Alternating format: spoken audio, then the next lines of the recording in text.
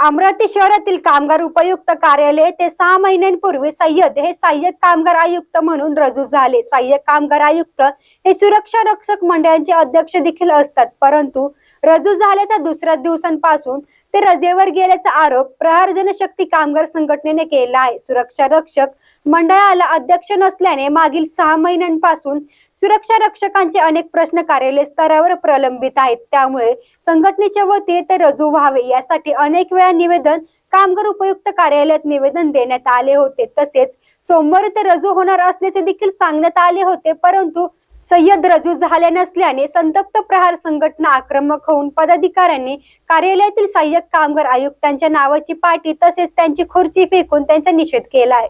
मी विशाल शामराव दंडगव्हाण, कामगार जिल्हाध्यक्ष अकोला।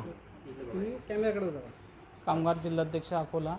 आमची मागणी वारंवार आम्ही अध्यक्ष सचिवाची मागणी करत आहे सुरक्षा रक्षक मंडळाकरिता, पण आम्हाला वरिष्ठ अधिकारी हे आज येणार, सोमवारी येणार, मंगळवारी ह्या गोष्टीवर टाळमटाळ चालू आहे।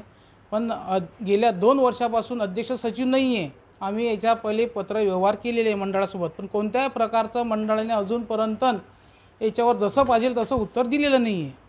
त्याकरिता मंडळाने लवकरात लवकर अध्यक्ष सचिव बसवावा एवढीच आमची मागणी आहे। पण याच्या पहिले आम्ही पत्रव्यवहार करून कोणत्याही प्रकारचं यांनी दखल घेतलेली नाही।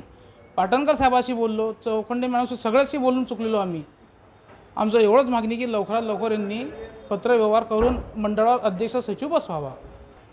आम्हाला खुर्ची फेकण्याची हे वेळ आली की आम्हाला पाटणकर साहेबांनी आश्वासन दिलं होतं की तुम्ही सध्या आंदोलन करू नका। आम्ही 5 तारखेचं आंदोलन आमचं पाटणकर साहेबांच्या याच्यामुळे आम्ही स्थगित केलं होतं, 27चं स्थगित केलं होतं।